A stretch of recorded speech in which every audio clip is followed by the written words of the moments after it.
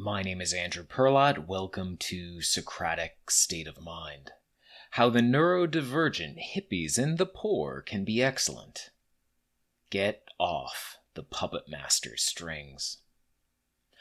Overly cerebral is an accusation frequently hurled at philosophy, the pursuit of excellence, arete, virtue, or even modern ideas of success. Man-coded was how one acquaintance described the writing of Marcus Aurelius to me. Others consider excellence capitalistic, unempathetic, or not set up for those with different cognitive abilities or impoverished circumstances.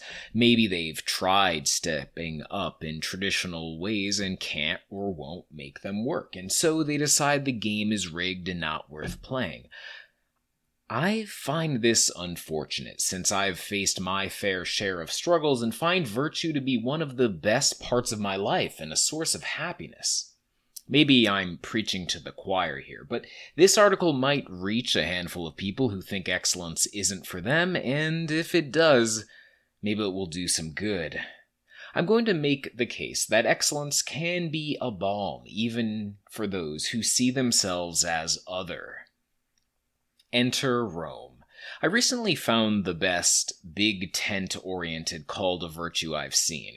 It's from ancient Rome, where virtue was in the air, but standards differed wildly. Quote, "Virtue is not exacting in her admittance. She allows personalities with vibrant lives to appear before her and presents them with a taste of her offerings that, with regard to distinction between people, is neither lavish nor stingy. She is open to everyone on an equal basis and evaluates the desires you carry with you more than your social status. In taking a quantity of her good offerings, she leaves the final weight for you yourself to calculate, so that the quantity you carry away with you is what your spirit is able to bear. So it happens that persons born to lowly stations may surge to the highest pinnacle of status, and conversely, the brood of the most distinguished figures may collapse into dishonor, converting the brilliant light they inherited from their ancestors into a shameful gloom." That's from Valerius Maximus. My takeaway is that 1. The type and amount of virtue to bring to bear in any situation isn't a fixed standard. 2. Our own strengths, weaknesses, personalities, circumstances, and values determine what's right. And 3. The most disadvantaged person might achieve greatness while the more advantaged plummet to ruin on the level playing field of virtue. Excellence, in other words, is open to all without precondition.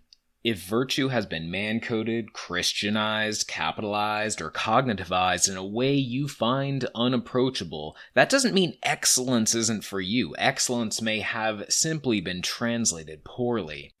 If you're playing somebody else's abhorrent game, you should expect excellence to be unappealing and counterproductive. Until you start playing your own game, the one aligning with your values and goals, excellence might worsen you and your world. It might hurt, but then it isn't excellence, but merely dancing on a puppet master's strings. There's only one way to find out what your values are.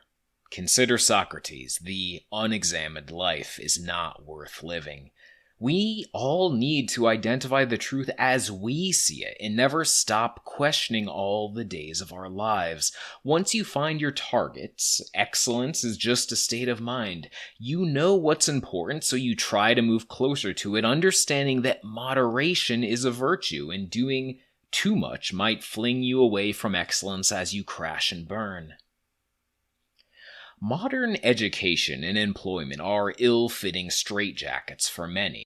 It often doesn't serve typical people well, and atypical people struggle all the more. Yet, not all hope is lost if you find a way to play that aligns with your values and abilities. I once dated a physical therapist, one of the most impressive and gifted people I know. She specializes in injured athletes, and surgeons and other physical therapists refer injured patients to her after throwing up their hands in befuddlement. She looks at broken people and sees things everyone misses. In hours or days, she improves injuries they carried for months or years. I often saw people limp into her office and walk out with a sure step. God-given talent is a phrase that gets thrown around, but she clearly has something special. Yet she's dyslexic, and reading is an unpleasant struggle for her. If we judge her by her facility with books, she's among the least able. But if scrawled lines are hard for her eyes to decipher, the play of muscle and scar tissue across the human frame is crystal clear. Society might stupidly expect excellence in scrawl interpretation from her, but she's be a fool to let herself be pigeonholed like that. Luckily, she found her game and mastered it. To start playing, she had to learn to dance through the education system, finding ingenious workarounds for her shortfalls. But then that's virtue, isn't it? We do the best we can with what we have. I once knew a man whose appearance screamed hippie. Ragged pantaloons, dreaded dirty blonde hair, and an affinity for permaculture are the traits that stuck out to me. We were very different, but I liked him immediately because of his drive to do good via earth care and people care, and his devotion to simple engineering and hydraulics. He reminded me of a hippie version of The Man Who Planted Trees, the book that I've spoken about before. He bought a cheap scrap of desert in West Texas with a small inheritance and set about with nothing more than hand tools to dig swales and earthworks to increase rain infiltration into the subsoil. When I visited him after a few years, there were green shrubs, mesquite, and Texas persimmons growing where baked hardpan had reigned. With hard labor applied to his interpretation of excellence, he's changed his small corner of the earth in a way that will endure for centuries. Those earthworks will make incremental progress on the threats we all face. If we judge him based on economic output or educational attainment, he's a failure. If we judge his home's opulence, we'd see a small camper and give him a D+. But if we judge him by the metrics he values, he's a paragon of excellence. There's no question that atypical cognition can be disadvantageous, yet the genes producing it were either advantageous enough to provide a historical survival advantage, or at least not harmful enough to dramatically reduce survival. Researchers find that dyslexia, autism, and ADHD provide advantages mixed in with their disadvantages. The real question is how to tap the many upsides so as to better pursue excellence while bypassing as many downsides as possible. Well, dyslexics have fantastic spatial reasoning, big picture problem solving, and pattern recognition. The autism spectrum has traits like hyperfocus, detail orientation, and rule and pattern-based memory strengths.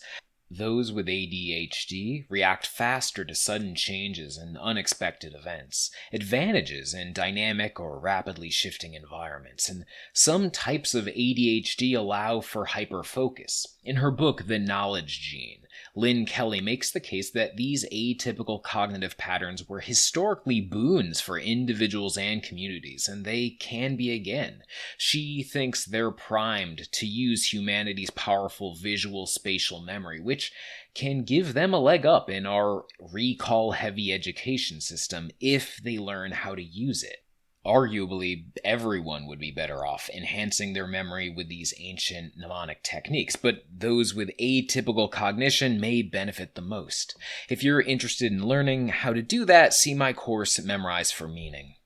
But whatever your values, your abilities, and your starting state, there's a version of excellence for you. It all starts with know thyself. Thanks for listening. I'll see you next time.